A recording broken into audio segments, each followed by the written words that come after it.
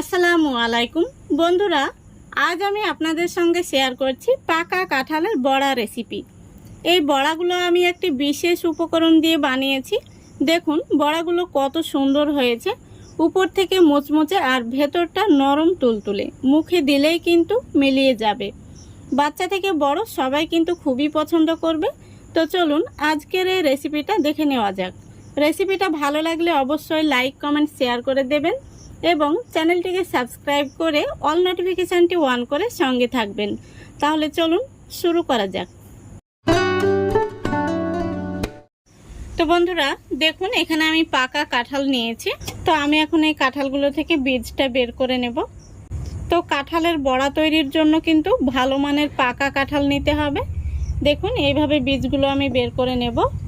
তো আমি এখানে একটা মিক্সি জার নিয়ে নিয়েছি। এই জারের মধ্যে এই পাকা কাঁঠালগুলো নিয়ে নিচ্ছি। এইভাবে আমি সম্পূর্ণ কাঁঠালের বীজগুলো বের করে নেব।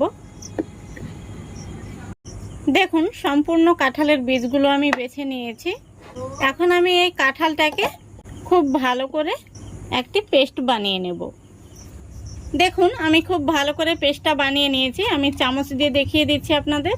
এই দেখুন এইভাবে মিহি করে কিন্তু এই পেস্টটাকে তৈরি করে নিতে হবে। এই পেস্টটা করার সময় আমি 1 চামচ মতো তরল দুধ দিয়েছিলাম। দুধটা আগে থেকে জাল করে নিয়েছি। আপনারা চাইলে দুধের পরিবর্তে জল দিয়েও পেস্টটা করে নিতে পারেন। আমি এখন একটা মিক্সিং বোলের মধ্যে এই পেস্টটাকে নিয়ে নিচ্ছি। এবার আমি দিয়ে দিচ্ছি স্বাদ মতো লবণ, তারপরে দিয়ে দিচ্ছি চিনি।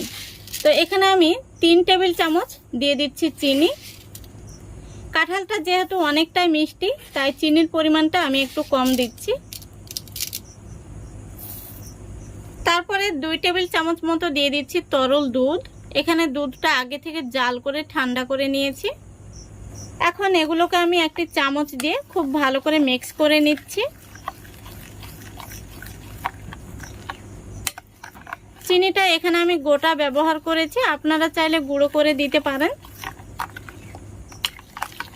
তো দেখুন আমি খুব ভালো করে মিক্স করে নিয়েছি। চিনিটা এখনো কিন্তু পুরোপুরি গলেনি। এখন আমি এর মধ্যে দিয়ে দেব 1/4 কাপ চালের গুঁড়ো।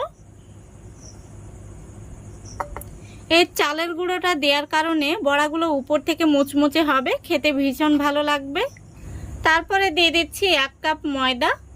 এগুলোকে আমি আগে থেকে চেলে নিয়েছি। এবার দিয়ে দিচ্ছি 1/2 টিস্পুন বেকিং পাউডার।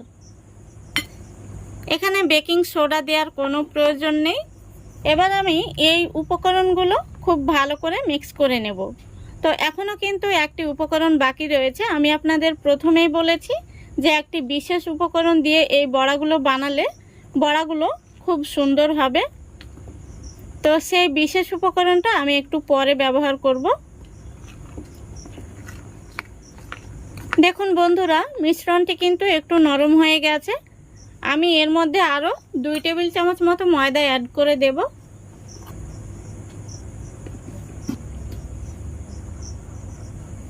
তারপরে আবারও আমি খুব ভালো করে মিক্স করে নেব।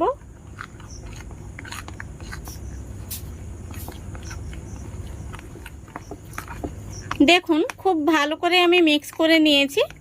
আর এখন কিন্তু মিশ্রণটি একদম সঠিক পর্যায়ে রয়েছে।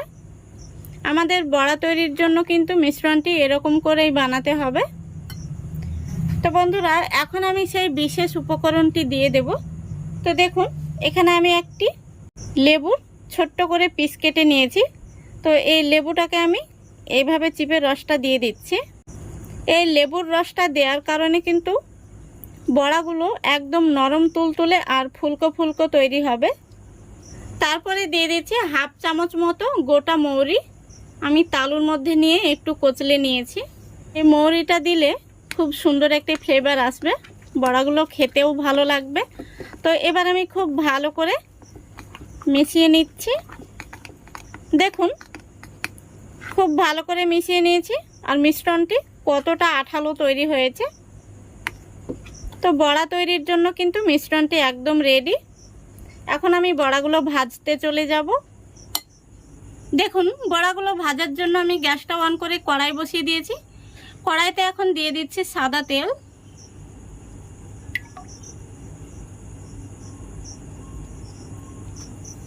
তেলটাকে আমি খুব ভালো করে গরম করে নেব। তো দেখুন তেলটা গরম হয়ে গেছে। এখন আমি গ্যাসের ফ্লেমটা একদম লো ফ্লেমে রেখেছি। লো ফ্লেমে রেখে বড়াগুলো তেলের মধ্যে দিয়ে দিচ্ছি।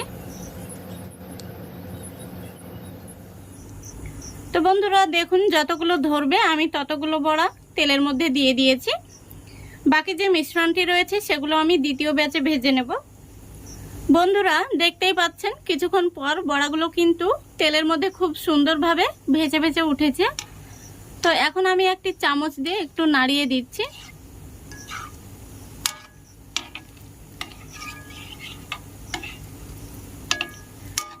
দেখতেই পাচ্ছেন বড়াগুলো ফুলে কিন্তু ডবল হয়ে গেছে। তো গ্যাসের ফ্লেমটা এখন আমি লো আর মিডিয়ামের মাঝামাঝিতে রেখে বড়াগুলোকে ভেজে নেব। গ্যাসের ফ্লেমটা কিন্তু কোনোভাবেই বাড়িয়ে দেওয়া যাবে না, নইলে বড়াগুলো উপর থেকে কালার চলে আসবে আর ভেতর থেকে কাঁচা থেকে যাবে। দেখুন বন্ধুরা বড়াগুলো ভাজা হয়ে গেছে।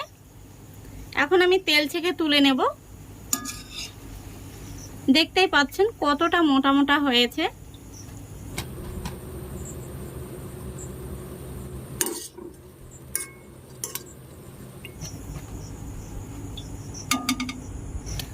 একইভাবে আমি সবগুলো বড়া ভেজে নেব।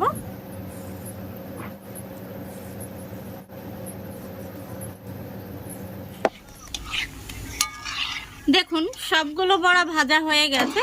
এখন আমি তেল থেকে তুলে নেব।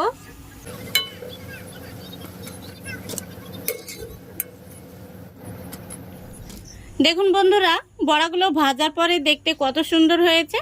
আর 1 কাপ ময়দা থেকে কতগুলো বড়া তৈরি হয়েছে।